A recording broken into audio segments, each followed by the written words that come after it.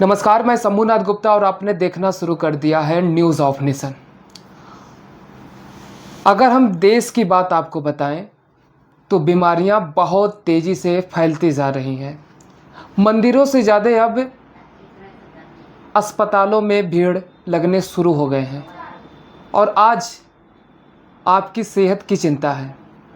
हमारे साथ डॉक्टर राशि अरोरा जी मौजूद हैं, जो फिजियोथेरेपी के बारे में ढेर सारी आज चर्चा होगी हमारे इनके बीच। आखिर फिजियोथेरेपी है क्या, कब करवाना चाहिए, क्यों करवाना चाहिए, कैसे करवाना चाहिए और कैसे पता चले हमें फिजियोथेरेपी करवाना चाहिए, तमाम सारी चीज़ों पर आज चर्चा होगी। मैम, आपका बहुत बहुत स्वागत है हमारे न्यूज़ ऑफ नेशन में। Thank you. आज हमारे दर्शक आपसे ये जानना चाहेंगे, फिजियोथेरेपी क्या है? फिजियोथेरेपी का मतलब होता है treatment without medicine, conservative treatment. हाँ, उसको कंजर्वेटिव ट्रीटमेंट इसलिए कहा जाता है इसको क्योंकि हम इसमें मेडिसिन बेस्ड ट्रीटमेंट नहीं करते हैं। डीप टिश्यूज़ को हील करते हैं अंदर तक, और जैसे अगर जॉइंट्स से रिलेटेड प्रॉब्लम होती है तो उसको जॉइंट्स को मूवमेंट करके वो कराते हैं, और कई तरह की मोडालिटीज़ जैसे मशीन्स होती हैं उनके थ्रू कराते हैं इसमें ट्रीटमेंट। मेडिसिन्स नहीं यूज़ होती हैं इसमें, मेडिसिन्स नहीं यूज होती नहीं। हैं। मैम, इस क्षेत्र में आपकी रुचि कैसे जागृत हुई, मैं जानना चाहूँगा। एक्चुअली मेडिकल की फील्ड में जाने का मेरा इंटरेस्ट था शुरू से ही, तो इसलिए ऐसा लगा कि हाँ चलो ये एक, जब मैंने पढ़ाई की थी तो उस टाइम पे काफ़ी नई ये फील्ड थी, तो ये हुआ कि हाँ इसमें जाना चाहिए, तो इसलिए इसको ज्वाइन किया। तो आपने ये सब कुछ कैसे किया, कौन सी डिग्री होती है? क्योंकि देखा जाता है जब बच्चे हाई स्कूल और इंटर पास कर लेते हैं तो ढेर सारे तनाव में घिर जाते हैं, संकटों का बादल आ जाता है। इंटर के बाद क्या किया जाए, क्या ये चीज़ बेस्ट पड़ेगा आज के युवाओं को? एक्चुअली फिजियोथेरेपी बहुत, वैसे अगर इंडिया में इतना हम अभी थोड़ा स्कोप बढ़ गया है, लेकिन फॉरेन कंट्रीज़ में इसका स्कोप बहुत ज़्यादा है, बहुत ज़्यादा। फॉरेन कंट्री है क्यों मैम? इसलिए क्योंकि वहाँ पे अपनी हेल्थ को लेके लोगों में बहुत ज़्यादा अवेयरनेस है, जो कि इंडिया में उतनी अवेयरनेस नहीं। अब थोड़ी बहुत शुरू हो गई है, पहले से बहुत चेंज आ गया है अब। लेकिन वहाँ पे क्या होता है कि वो मेडिसिन्स पे ज़्यादा बेस्ड नहीं रखते हैं अपनी बॉडी को, वो एक्सरसाइजेस के थ्रू अपने आप को फिट रखते हैं। राशि जी, एक बात नहीं समझ में आ रहा है, जब किसी टॉपिक पे बात होती है तो फॉरेन आगे रहता है और भारत हर मामले में पीछे रहता है। कोई भी टॉपिक होता है जब हम बात करते हैं तो आखिर ऐसा क्यों हो रहा है? और जबकि हर जगह यही चर्चा है, भारत हमारा विश्व गुरु है, सारे देशों का गुरु है। एक्चुअली क्या है कि हमारे एक्चुअली पॉपुलेशन बहुत ज़्यादा है हमारी, तो अगर हम ऐसे बोलें कि स्पेंड करने की कैपेसिटी बहुत ज़्यादा नहीं होती है लोगों में, या होती भी है तो कहीं ना कहीं उनके अंदर ये अवेयरनेस ही नहीं, उनको पता ही नहीं है कि एक पेन किलर खाने से उनके लिवर और किडनी पे कितना ख़राब इफ़ेक्ट पड़ता है।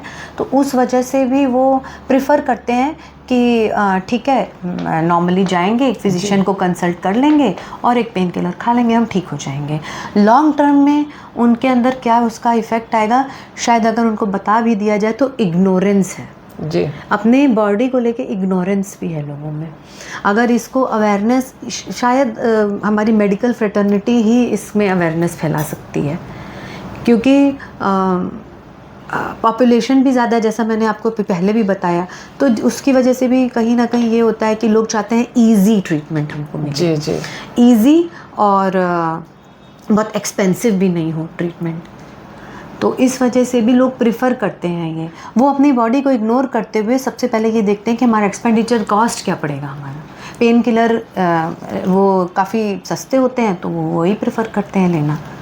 इस वजह से ये ऐसा है कि बाहर के कंट्रीज़ में तो अवेयरनेस है अपने आप को लेके, हमारे यहाँ पे इतनी नहीं है। अब थोड़ी बहुत हो रही है, लोग थोड़ा बहुत टीवी में भी ये देख रहे हैं कि योगा करना चाहिए, न्यूज़पेपर में भी पढ़ रहे हैं कि करना चाहिए, लेकिन at the back of the mind ये होता है कि थोड़ा सस्ता हो जाता ट्रीटमेंट तो अच्छा था। फॉरेन और आपने इंडिया से तुलना किया, आखिर फॉरेन जैसा सिस्टम हमारे भारत में कैसे है? क्या विचार होगा आपका? धीरे धीरे अगर कोशिश की जाए, थोड़ा सा सेल्फलेस होकर अगर छोटी छोटी कोशिशें की जाएं, बहुत अगर ये बोलूँ कि बहुत बड़ी चीज़ करने से बड़ी क्रांति आ जाएगी तो ऐसा नहीं होगा। स्मॉल स्केल पे धीरे धीरे छोटे छोटे अवेयरनेस के कैंप या इस तरीके से करके अवेयरनेस दी जा सकती है लोगों को कि मतलब एक लोकेलिटी, छोटी लोकेलिटी में लोगों को एक फ्री कैंप लगा के 1 घंटे का 2 घंटे का, उसमें उनको ये छोटी सी जानकारी दी जा सकती है कि हाँ अगर आप एक्सरसाइजेस करेंगे तो आप फिट रहेंगे। या फीमेल्स जैसे वुमेन है, उनकी हेल्थ को वो बहुत इग्नोर करती हैं फीमेल्स, और 40 के एज क्रॉस होने तक उनको बहुत तरह के पेन्स होने लगते हैं। उनको बैक पेन, उनको शोल्डर का पेन होने लगता है, उनको नी पेन होने लगता है, ऑस्टियोआर्थराइटिस की प्रॉब्लम होने लगती है, क्योंकि उनको पता ही नहीं है कि उसको कैसे, अगर उनको ये चीज़ पहले ही कहीं ना कहीं से अगर ये चीज़ पहले बता दी जाए उनको, जी तो इसके लिए उनको एटलीस्ट ये नहीं है कि 100% ही सही होंगी, लेकिन 60-70% तो इम्प्रूवमेंट रहेगा ही। या जो प्रेग्नेंट लेडीज़ होती हैं, उस समय पे उनकी बॉडी को रेडी करने के लिए भी फिज़ियोथेरेपी बहुत यूज़फुल है। मतलब जैसे नॉर्मली क्या होता है कि प्रेगनेंसी में उनकी बॉडी अगर जैसे डिलीवरी है, उनका जो 9 मंथ्स का पीरियड होता है, उस टाइम पे उनको कई तरह की प्रॉब्लम्स भी फेस करनी पड़ती हैं अगर वो हेल्दी नहीं है तो अगर उनको पहले से ही थोड़ी अवेयरनेस होगी तो वो इस चीज़, उनको ये सब प्रॉब्लम्स नहीं फेस करनी पड़ेंगी, डिलीवरी के बाद भी नहीं फेस करनी पड़ेंगी, क्योंकि उसके लिए भी अलग फिजियोथेरेपी होती है। डिलीवरी के बाद की भी अलग फिजियोथेरेपी होती है, पहले अलग होती है। अगर हम छात्रों की बात करें, इस क्षेत्र में करियर बनाने के लिए कौन से कोर्स की आवश्यकता पड़ती है इसमें? इसके लिए बैचलर्स ऑफ फिजियोथेरेपी का कोर्स होता है जो 4 साल का होता है, और 6 मंथ्स की कंपलसरी इंटर्नशिप होती है, वो करनी होती है। इसमें बुक्स के अगर हम बात करें तो कौन से बुक्स बेस्ट पढ़ेंगे, किस राइटर के? आजकल तो बहुत सारी राइटर्स की बुक्स आ गई हैं, तो जैसे जो बच्चे जो नीट की तैयारी कर रहे हैं जी, उन्हीं बुक्स के थ्रू ही इस एग्ज़ाम को क्वालिफाई कर सकते हैं, क्योंकि ये अलग अलग कॉलेजेस अभी भी इसको, अभी ये सेंट्रलाइज्ड एग्ज़ाम नहीं होता है फिजियोथेरेपी कॉलेजेस का। तो जैसे नीट का तो सेंट्रलाइज्ड एग्ज़ाम हो गया है, अभी हो गया है थोड़े टाइम से। तो फिजियोथेरेपी का क्या होता है कि अलग अलग यूनिवर्सिटीज़ अलग अलग एग्ज़ाम लेती हैं, तो जो बच्चे जैसे नीट की प्रिपरेशन करते हैं उन्हीं बुक से ही फिजियोथेरेपी की भी प्रिपरेशन होती है। यानी छात्र इसमें अपना करियर बना सकते हैं? बिल्कुल बना सकते हैं, बहुत अच्छा स्कोप है आगे। हाँ, अगर इसको बहुत तरीके से किया जाए, एक प्रॉपर वे में इसको आगे बढ़ाया जाए, बहुत स्कोप है इसको करने में। अच्छा, क्या हमारे इंडिया में फिजियोथेरेपी की अवेयर है या कम है, ज़्यादा है? ये एरिया वाइज है, मतलब किसी एरिया में है, कहीं पे नहीं भी है, ऐसा भी है। मतलब ऐसा कोई पर्टिकुलर नहीं है कि नॉर्थ इंडिया या साउथ इंडिया, नहीं, ये एरिया वाइज है, कहीं पे है कहीं पे नहीं है अवेयरनेस लोगों में। नेक्स्ट है न्यूरो फिजियोथेरेपी क्या है? न्यूरो फिजियोथेरेपी में ये करते हैं कि जैसे सपोज दैट किसी पेशेंट को कोई फिज़िकल इम्पेयरमेंट हो गया है, मतलब फिज़िकली उसको कोई प्रॉब्लम हो गई है, ठीक है, जिसके मतलब वो ब्रेन या फिर स्पाइनल कॉर्ड में चोट लगने की वजह से, है ना, कभी क्या होता है कि एक्सीडेंट हो जाता है तो सिर पे चोट लग गई जी, तो जिसकी, या फिर स्पाइनल कॉर्ड में पीठ पे चोट लग गई जिससे स्पाइनल कॉर्ड पे असर आ गया, तो उससे क्या होता है, कई बार हाथ पैर चलना बंद हो जाते हैं, पैरालिसिस हो जाता है एक्सीडेंट के बाद। जी। देखा, कभी सुना होगा आपने कि पैर नहीं उठा पा रहे या चल नहीं पा रहा, वो खड़ा नहीं हो पा रहा पेशेंट, तो वो न्यूरो के, जब उनका ब्रेन या स्पाइनल कॉर्ड इफेक्ट होता है किसी चोट की वजह से, तो उस केस में न्यूरो फिजियोथेरेपिस्ट की ज़रूरत पड़ती है उसके रिहैबिलिटेशन के लिए। रिहैबिलिटेशन का मतलब होता है उसको उसकी उस कंडीशन से, जो उसकी प्रेजेंट कंडीशन है, उससे उसको वापस नॉर्मल लाइफ पे लाना, उसको रिहैबिलिटेशन कहते हैं। तो उससे वो फिजियोथेरेपिस्ट ही कर सकता है। तो इस तरीके से न्यूरो फिजियोथेरेपी की ज़रूरत पड़ती है। बहुत दयनीय स्थिति होती है मरीज की। बिल्कुल होती है। क्या जान जाने का भी खतरा? वो तो पेशेंट की कंडीशन पे डिपेंड करता है। अगर पेशेंट की कंडीशन ज़्यादा ख़राब है तो वो फिर वो न्यूरो फिजिशियन या न्यूरो सर्जन बताएगा वो डिसाइड करेंगे कि उनको मेडिसिन क्या देनी है या कितनी सीवियर उनकी कंडीशन है, वो देते हैं।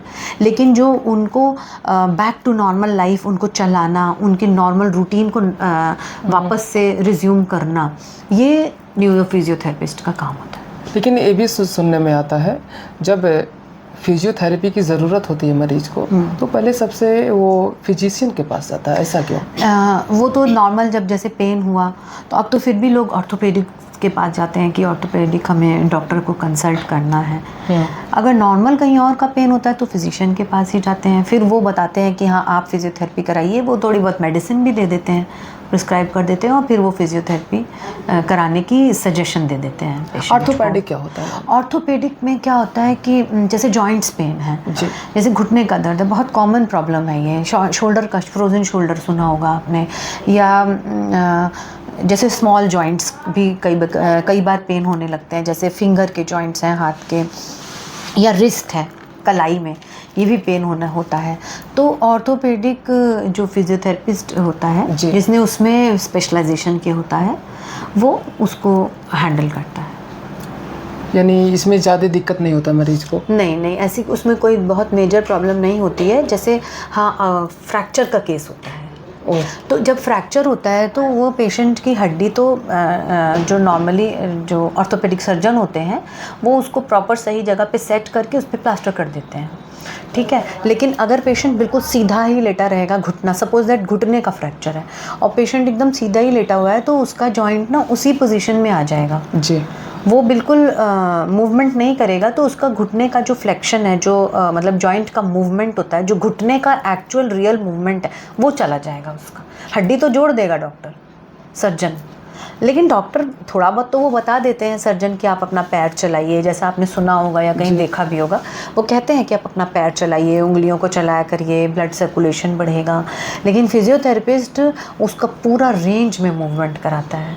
तो क्या होता है कि जब प्लास्टर लगे रहने में भी थोड़ी बहुत एक्सरसाइजेज कराते हैं, जब प्लास्टर हट जाता है तब फिजियोथेरेपी का ज़्यादा रोल होता है। आपने जिक्र किया जब मरीज का पैर फ्रैक्चर हो जाता है, हाँ। क्या फिजियोथेरेपी में कुछ ऐसे भी सिस्टम है कि या फिर इस जगत में कोई ऐसा सिस्टम है कि जैसे कुदरती पैर ईश्वर बनाया रहता है, क्या उस तरीके से भी जोड़ा जा सकता है?